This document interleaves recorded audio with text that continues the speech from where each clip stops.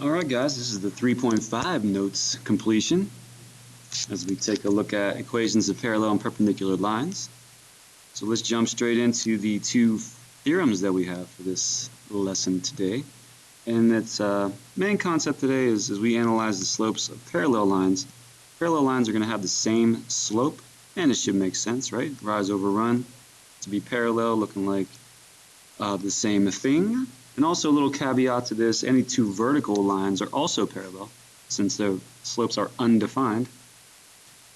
Alright, so let's see here, perpendicular lines.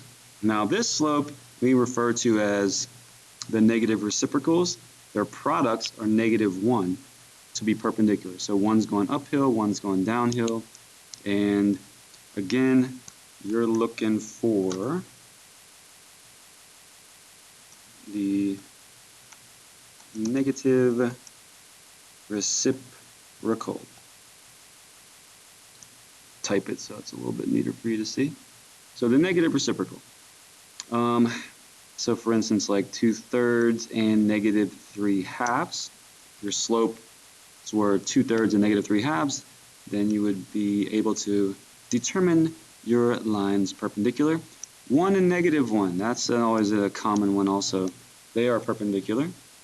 And again, a little addition to this, horizontal and vertical lines are also perpendicular. So any horizontal line, which is y equals, and any vertical line, which is x equals, if you see those two things, you can deem those perpendicular as well. Alright, so the first problem is getting into identifying them. So when you have a bunch of lines on a graph like this and you want to see if any of them are parallel or perpendicular, so we can't judge by appearance, of course. So we are going to simply find the slopes of all of your lines and then analyze them. So the slope of A, rise 1, run 3. The slope of B, rise 1, run 2. The slope of C, rise 1, run 2. And the slope of D, we would go down 2 and run 1. Alright, so you got these four slopes that you want to analyze. So right off the bat, you notice that B and C are the same. So we can say that B is parallel to C. And then we notice that -2 and +1/2 are negative reciprocals of each other. If we multiply them together, we get -1. So the product of the slopes is -1. So therefore, B would be perpendicular to D, and C would be perpendicular to D. So the upside down T, of course, the universal perpendicular symbol. So that's how you'd answer this one. So take a sec, go ahead, stop the video, pause the video, and try the monitoring progress questions. Alright, back again. So let's find these four slopes. The slope of A. Let's see, we're rising, 1, 2, 3, 4, run 2, so my slope here is 2. The slope of B, 1, 2, 3, 4, 1, 2, it is also 2. The slope of C, let's see, we got 1, 2, 3, 1, so the slope here is 3. And the slope of D, we got 2 points here, 1, 2, 1, 2, 3. So it's -1/3. So in analyzing this, of course, we got A parallel to B, and that looks good, right? Negative reciprocals. C perpendicular to D. So there's our first concept today. Moving along, writing equations of parallel and perpendicular lines. So we can apply the theorems that we've just learned to write an equation of a line that's parallel. So check us out. We want to write an equation of a line that passes through this point and is parallel to this line. So if I'm going to be parallel to this line, I want to have the same slope as this line. So my slope is 2. So y minus the y value equals the slope times x minus the x value. So go ahead and plug the point in using the slope, so point slope form. Now let's clean it up. So y minus 1 equals 2x. That would be plus 1. So plus 2 when you multiply, distribute. So add 1 to both sides.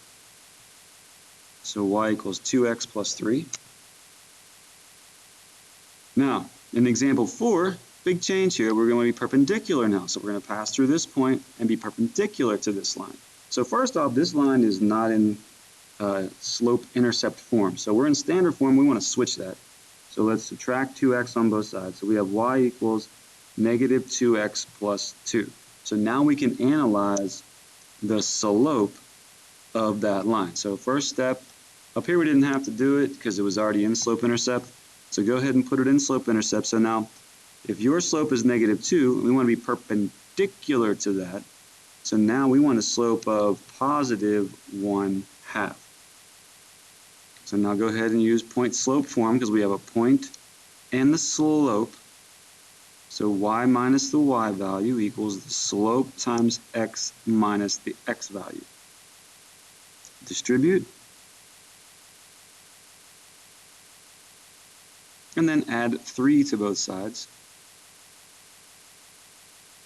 And there's the equation, the line that is perpendicular to the given line, passing through the point 2, 3. All right, so go ahead, pause the video, try the monitor progress questions.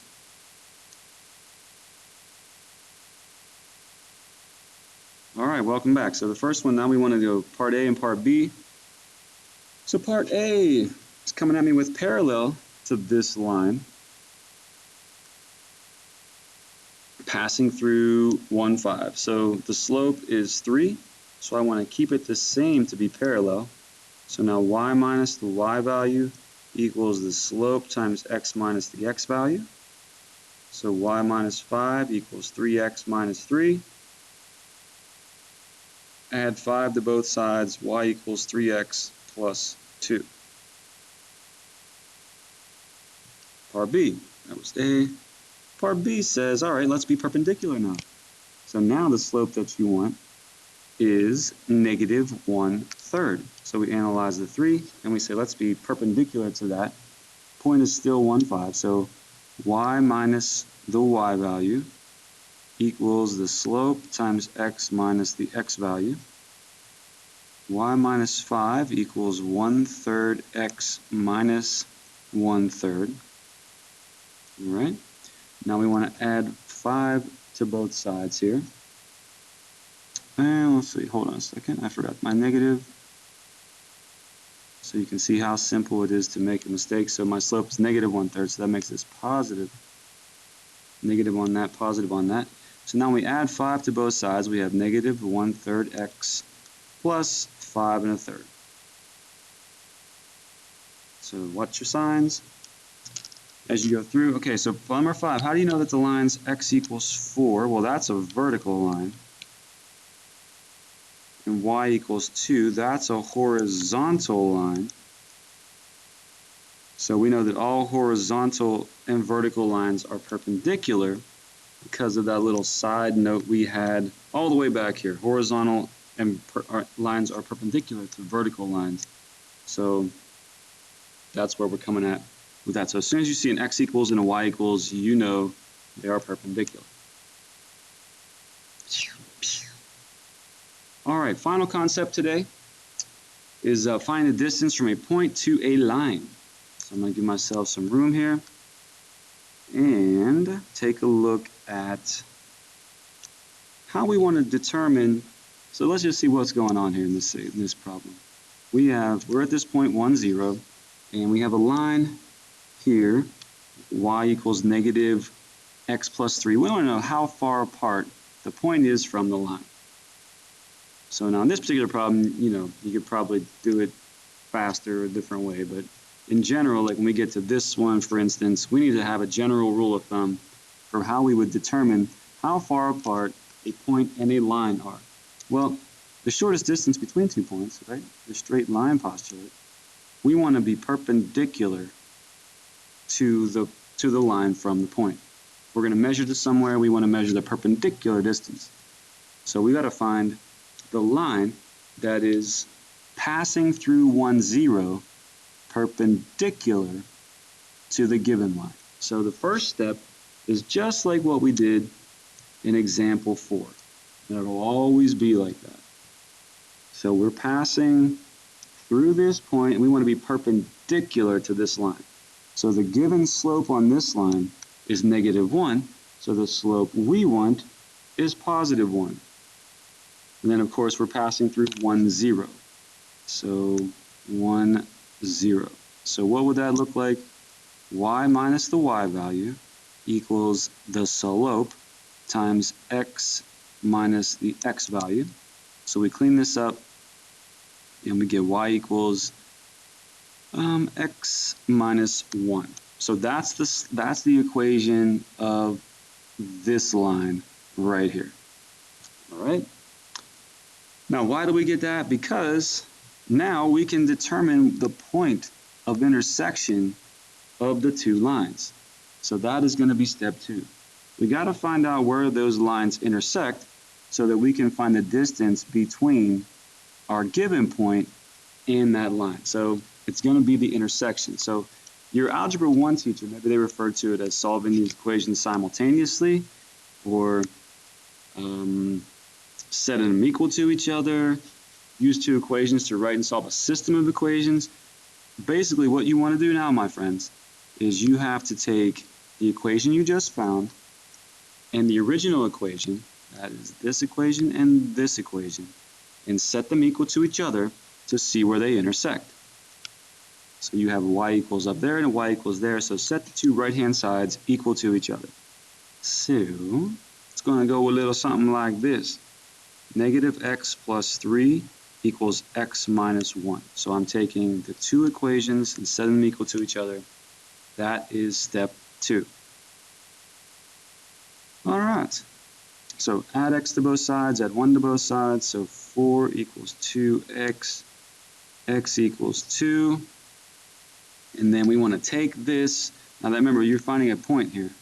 So that's the x value of the coordinate. We want to find the y now. So you could take it and put it in either equation. For instance, if you just take it over here and solve for y, and y would equal 1, it would be 2 minus 1. So there's your y value. You could have put it into the other equation as well and get +1.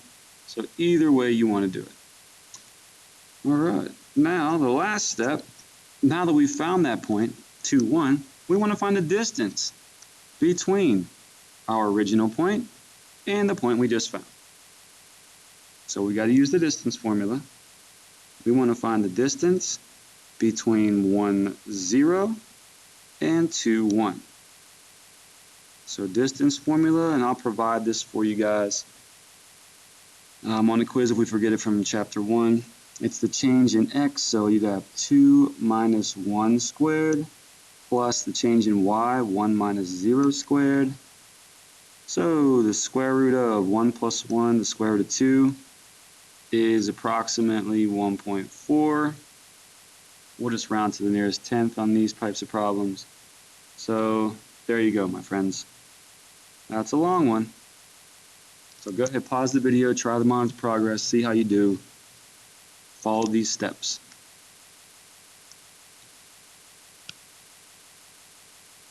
All right, welcome back. Step 1.